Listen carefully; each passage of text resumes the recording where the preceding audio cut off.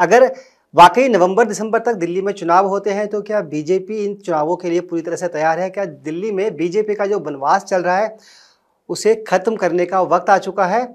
बहुत बहुत स्वागत है विदुर जी आपका नवोदय टाइम्स पंजाब के इसी ग्रुप में। बहुत बहुत धन्यवाद।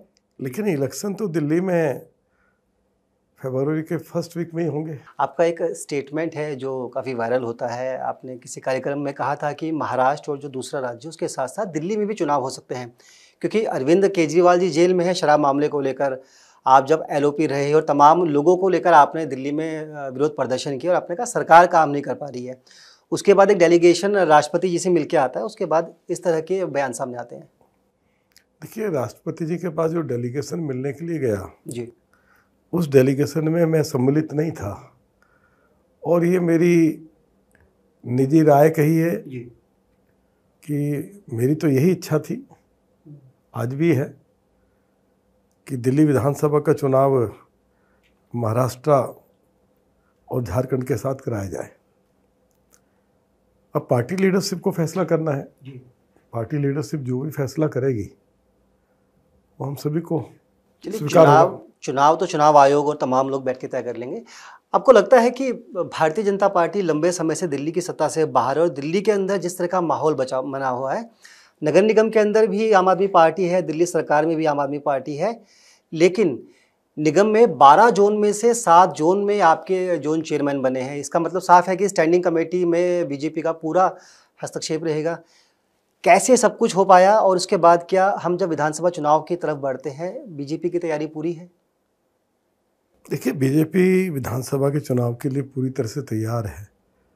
जहाँ तक नगर निगम की बात है, तो यदि हमने 7 वार्ड्स जीते हैं जी, तो उन 7 वार्ड्स में भारतीय जनता पार्टी के पास मेजोरिटी थी और चुनाव हुआ है।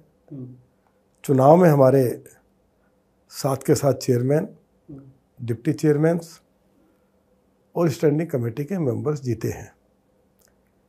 साउथ दिल्ली में भी हम लोग साउथ जोन जिसको कहते हैं उसमें भी बराबर बराबर रहे। 11 वोट उनको मिले, 11 वोट हमको मिले और टॉस में हम हार गए। नगर निगम में भाजपा की स्थिति बहुत अच्छी है। स्टैंडिंग कमेटी का जब कभी चुनाव होगा जी, तो मुझे ऐसा लगता है कि स्टैंडिंग कमेटी में चेयरमैन और डिप्टी चेयरमैन भाजपा का होगा। और मैं समझता हूँ कि उसके बाद दिल्ली में पक्के तौर पर नगर निगम की स्थिति बदलेगी। अभी नगर निगम को लेकर दिल्ली के लोगों में बड़ी भारी नाराज़गी है। पिछले 1.5 साल से आम आदमी पार्टी नगर निगम में दिल्ली को रूल कर रही है। हर तरफ कूड़े के ढेर हैं। उनकी कमिटमेंट ये थी कि हम दिल्ली के अंदर जो 3-4 स्थानों पर कूड़े के पहाड़ हैं उनको 1 साल में हटा देंगे। लेकिन कूड़े के पहाड़ों की ऊंचाई बढ़ गई, कूड़े के पहाड़ों को हटा नहीं पाए। गलियों में कूड़े के ढेर लगे हुए हैं। कर्मचारियों को समय पर वेतन नहीं दे पा रहे हैं और उन्होंने हाउस टैक्स के भी रेट बढ़ाए हैं और अन्य तरह के भी टैक्सेज उन्होंने दिल्ली के लोगों के ऊपर उन्होंने उसका भार डाला है। तो लोगों में काफ़ी निराशा है और मैं समझता हूँ जब भी दिल्ली विधानसभा का चुनाव होगा, भारतीय जनता पार्टी दिल्ली विधानसभा में 50 से ज़्यादा सीटें जीतकर और एक लंबे समय के बाद दिल्ली में भाजपा की सरकार बनेगी।